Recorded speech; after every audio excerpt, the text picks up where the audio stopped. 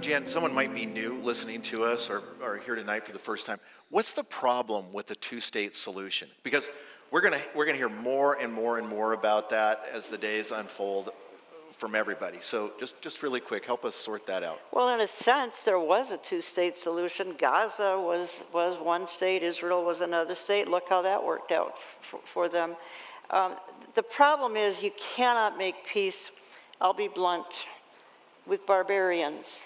And those in the south, the kibbutzim in the south, I'll use a very outdated term, those occupying the kibbutzim in the south were heavily peaceniks.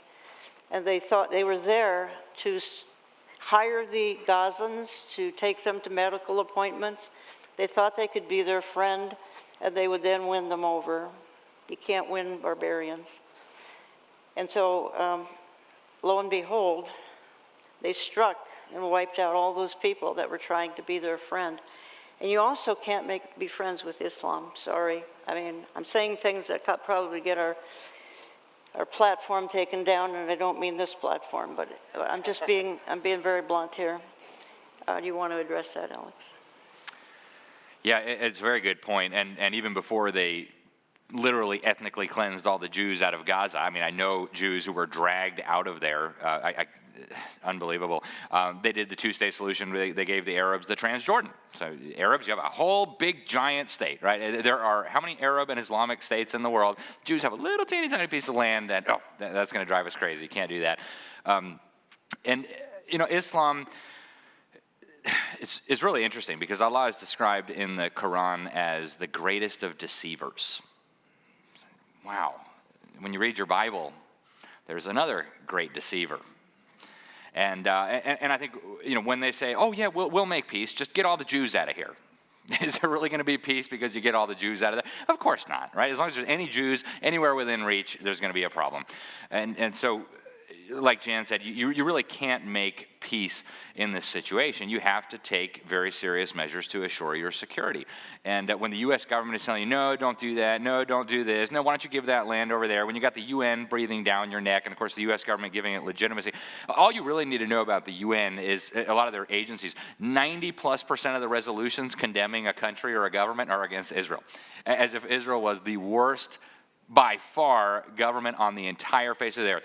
Nothing on North Korea, nothing on Iran, but Israel, this terrible place. Anybody who's been to the Middle East, and I've been to many, many places in the Middle East, knows right away which governments deserve to be condemned and which don't. But you have a situation where increasingly the entire world is turning against them. So thankfully, we know our God is all-powerful and will do what he does, but you're absolutely right, Jen, that peace with folks who are sworn to your destruction, peace with people who are told that it's their religious obligation to strike the infidels on their neck, you can't do it. You just can't. That, and also keep in mind that the prophets have told us that God's going to hold people accountable who divide up his land. He uses that possessive pronoun. It's his land. And then he uses the pronoun, I've given this to you, it's your land, ethnic Israel. And, if God owns it and he designates it to somebody in his will, and somebody else tries to pilfer that, steal that, there's consequences. And that's what the prophets say over and over and over again. So woe unto those who do such thing or even support such thing. I just throw in one more verse, and that's Zechariah 12:3, that the whole world is turning on her now.